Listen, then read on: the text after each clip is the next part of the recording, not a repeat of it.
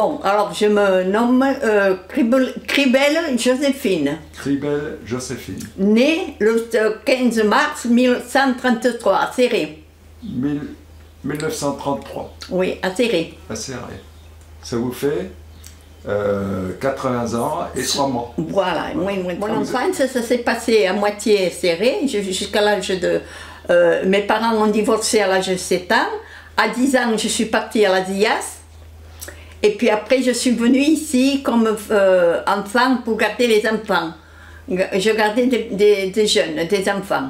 D'accord. Et j'avais 14 ans quand je suis venue à Bagnous. D'accord. Et je faisais des vendanges alors, on faisait les vendanges. Parce qu'on ne me restait pas sans rien faire, moi, monsieur. Ah oui, d'accord. J'ai pas été à l'école parce que mes parents ont divorcé. Et alors, j'ai dû partir, mes grands-parents m'ont gardé. Et après, j'ai dû habiter à la ZIAS. Et la DIAS, c'est quoi? La ZIAS, vous savez où c'est un petit village qui se trouve entre Montréal, à Montréal, dans les pays là, et dans la montagne. Okay. Voilà, donc mon père avait 4 enfants, avec sa seconde femme. D'accord. Et vous avez eu des frères et sœurs? Des frères, oui, j'ai eu un frère et puis une sœur. Une sœur, d'accord. Voilà. Mais mon frère est parti en Indochine. Et moi, je suis restée à garder des enfants parce que mes parents, mon père ne pouvait pas nous garder parce qu'elle était avec sa pin-up, comme on en appelle. Sa nouvelle compagne. Sa nouvelle, voilà. Et il a eu 6 enfants avec la seconde. Quand je suis arrivée à Bagnous, il y avait du monde, mais les gens travaillaient. On allait travailler à la vigne, faire les vendanges. Ouais. Et je vous dis, je faisais les vendanges et je gardais les enfants.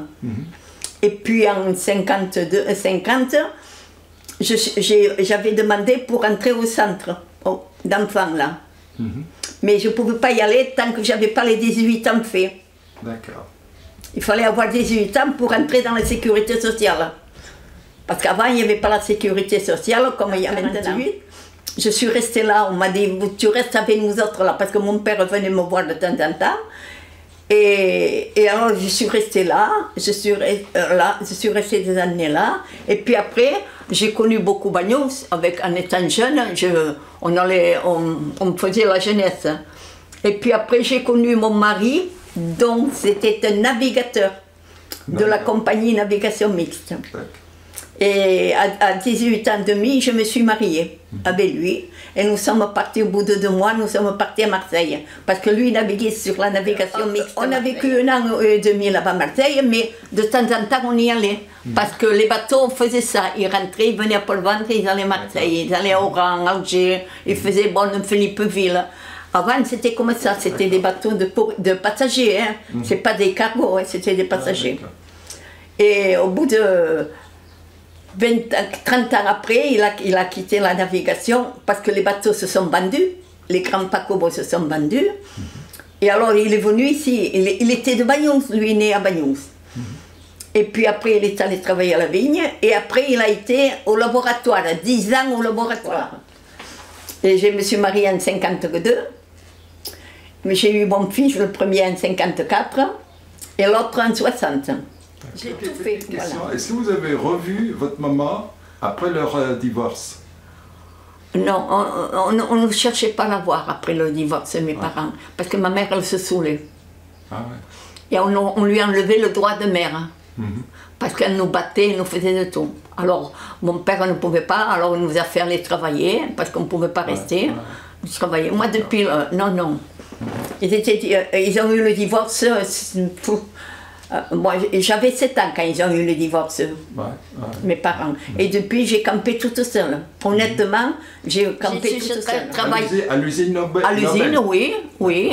En 58, j'ai sauté avec eux 2 fois, je travaillais à Poly. D'accord. Ça y est.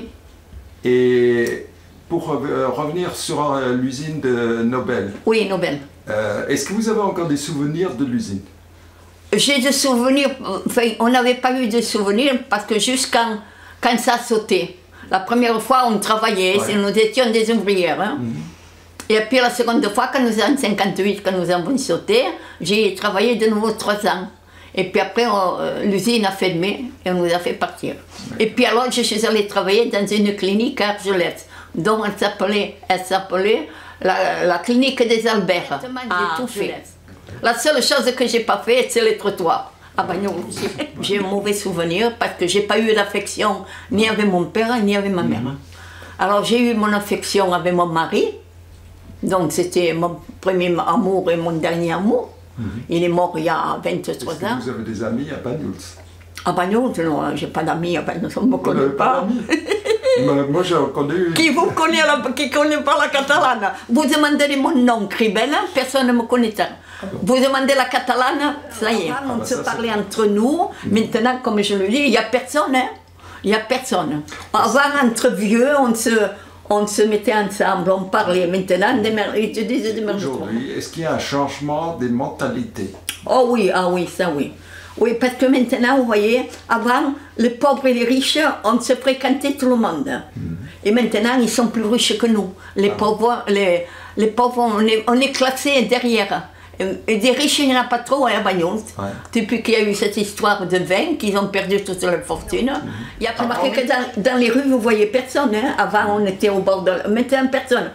C'est tous des étrangers, comme on appelle. Et alors, ils s'enferment dedans. Ils sont habitués à Paris, s'enfermer à double trait. Maintenant, quand on est vieux, on nous fout tout de suite à la maison de retraite pour finir nos jours. Et voilà. Bon. Qu'est-ce que vous pensez de la religion? Oh, la religion, écoutez, monsieur, moi j'ai été baptisée, j'ai fait ma première communion, le reste ne m'intéresse pas trop. Hein. J'ai travaillé chez des gens de Metz, Madame Lanné, ils font ce qu'ils veulent, hein. Moi je fais ce que je veux, eux, ils font comme ils veulent. Hein. Vous savez, la religion, je fais ma communion comme les autres enfants, j'ai été mariée à l'église comme les autres, mais je vais les accompagner aux dernières demeures. Et voilà, monsieur, c'est tout ce que je fais. De politique, je ne parle rien, hein, moi, de politique, je ne m'en occupe pas, hein, monsieur. Je ne vous pose aucune question. Non, non, je vous le demande, je n'ai rien à voir en politique. Vous n'avez pas de... beaucoup changé, c'est fini. Comment voyez-vous l'avenir de Bagnols? Oh, je n'ai pas d'avenir. Parce que ça ne se déroule pas comme ça devrait se dérouler. Personne ne veut travailler, tout le monde veut avoir du pognon, mais sans travailler. Ça veut dire on fait travailler son argent. Travailler, mais il faut les gagner l'argent, monsieur, ne vous croyez pas? Non, mais il y a des gens qui ont de l'argent. Ils ont de l'argent? Ah oui, ils doivent le placer, l'investir, comment dire. Oui, mais ici, c'est pas ici, c'est pas les gens qui ont les sous, qui placent, ce sont les gros patrons, hein. À Paris, tout ça. Hein. Non, ici, c'est des gens qui travaillent. Maintenant, si les vignes, ça marche, ça ira bien. Mais s'ils viennent avoir des dégâts dans les vignes, ils ont perdu la récolte, ils ont fait des emprunts. Il y en a qui se font des emprunts pour 20 ans. Mais il faudra le payer, ça, dans 20 ans. C'est ce qui arrive. Là, la grande cave qu'ils ont fait, là, et bien là, cette cave, attendez, tant que c'est neuf, tout ça va bien. Mais le jour qu'il faudra rembourser l'emprunt, parce que ce sont des emprunts qu'ils ont fait là, et qu'il n'y a pas de raisin, qui c'est qui va payer? On parle de vin. Est-ce que le vin, à l'époque, était différent du point de vue goût de ce qu'on boit aujourd'hui? Ah non, c'était pas le même, monsieur. Le vin de maintenant, il trafique tellement qu'il n'est pas comme avant. Avant, c'était du vin comme il faut. Mais maintenant, ils y mettent de la poudre. Remarquez que moi, souvent, on m'en offre. Mais la seule qui sont, c'est ceux des caves particulières. Celle des caves c'est là où on pouvait y aller. Je sais pas si... dire ce que c'est. Eh bien, c'est un vin qui... Il le garde pendant 15 ans, il rance. Il veut dire qu'il est vieux. Il rance, il a un goût de vieux. Mais là, oui. Un goût de vinaigre? Ah non, le vinaigre, c'est une autre chose. Hein. Oh, non, alors parlons de ça. Bon, le rance, c'est du vin qu'on garde pendant 15 ans, 20 ans. Ils les mettent en haut de Bagnols, là, il y a une cave exprès. Alors il y a des bouteilles qui ont 30 ans. Ça, c'est du bon vin. Mais il y a 30 ans qu'il est. Je lui dis, monsieur, quand une fois je suis plus vieille moi que sur votre vin. Hein. Pourquoi, madame, vous dites ça? Je dis, c'est pas vrai. Hein. Il faut remarquer que moi, je n'en bois pas. Mais avant, j'en buvais parce que j'avais un oncle qu'on l'appelait la cave tambour. Maintenant, c'est pas nous qui l'a pris. Et on buvait de son vin, qu'on voyait qu'il souffre pour faire les raisins. Vous savez, quand on fait les vignes comme ça, que vous le voyez les vignes comme ils sont, et encore maintenant, ils les arrangent. Mais on devait se mettre le bidon là-devant et avec une main couper le raisin et te tenir avec le cep. Parce qu'autrement le bidon partait en bas. Alors on y allait à pied avant. On partait à 5 h du matin pour arriver, si on allait loin, et bien à 5 h pour commencer à 7 h. Hein. À 7 h on commençait. Maintenant ils commencent à 8 h, ils finissent à midi ou à 1 h parce qu'ils ne veulent pas y aller travailler l'après-midi parce qu'il y a le soleil. Il faut qu'ils soient à l'ombre. Et nous autres, moi, on était une trentaine de femmes, de Cerbère, de Bagnous et de... On allait dans un wagon avec une planche, on allait porter les oranges à l'autre wagon. On traversait les oranges d'un wagon à l'autre. Ça veut dire du wagon espagnol sur le wagon français. Voilà, parce qu'en Espagne, les roues de train sont plus larges que celles d'ici. Du temps où vous étiez à Marseille. En Marseille, c'était en 50, je me suis mariée en 52, je suis partie à Marseille. Mais c'était pas la même vie que maintenant, hein. C'est pas le même. Hein. Nous y sommes allés avec mon mari y allait souvent puisqu'il touchait le port de Marseille. Moi je suis allée l'accompagner, enfin, on a fait notre dernier voyage tous les deux à Marseille, mais c'est plus le même. Non, vous savez, à Marseille, on a vécu, parce que j'étais obligée de vivre, parce que quand mon mari partait, j'avais pris une chambre là-bas. Et puis après, quand il partait souvent des voyages de 15 jours, un mois. Moi, je ne voulais pas rester à Marseille, je ne connaissais pas les gens de Marseille. Et mon mari me disait, fais doucement avec les gens, c'est pas Bagnous là, hein, mais fais-toi. Je ne sortais pas. Et puis après, quand j'avais de l'argent, je prenais le train, je venais à Bagnous. Est-ce que vous avez encore un souvenir de 1939, quand il y a eu l'arrivée des républicains espagnols pour la retirade? Oui, moi j'ai vécu la guerre de 40. Hein? J'ai vécu à Serré, à la guerre de 40. J'ai vécu à Serré. Après, nous avons eu l'exode des Espagnols, des Catalans. Alors là, l'exode, j'étais à Serré, mais ils étaient placés à Argelès. Dans le camp d'Argelès. Voilà, ils étaient placés. Mais nous autres, avec mon père, on allait leur porter à manger là-bas, mais pas longtemps. Après, nous autres en Espagne, quand on allait en Espagne, on devait se cacher, parce que si les carabiniers espagnols nous trouvaient, ils nous enfermaient, hein, Cap Figueres, hein. Oh là là, ils nous enfermaient à Figueres. Hein. Un jour, les douaniers français m'ont attrapé, ils m'ont fait payer pour 1 litre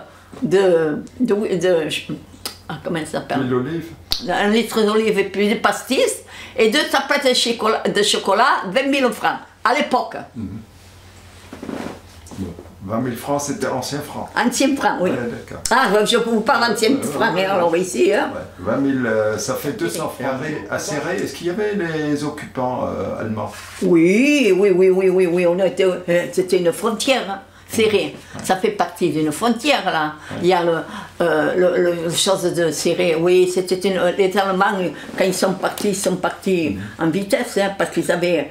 Et c'est qu'on ne pouvait pas sortir les enfants. Hein, je me rappelle, Raus, allez marcher la nuit, on marchait avec ses bottes. Et alors les maquis, il y avait le maquis, nous autres on avait le maquis à Serré.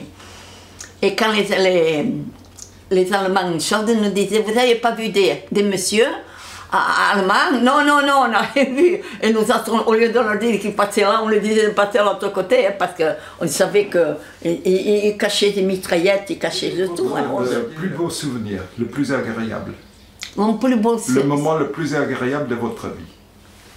Est-ce que c'était le mariage? Est-ce que c'était... Le mariage, oui. Mon mariage, parce que j'ai tombé à la loterie nationale. Ah. J'ai gagné la loterie nationale, monsieur. Vous avez gagné beaucoup? J'allais fêter nos 50 ans de mariage, il est mort.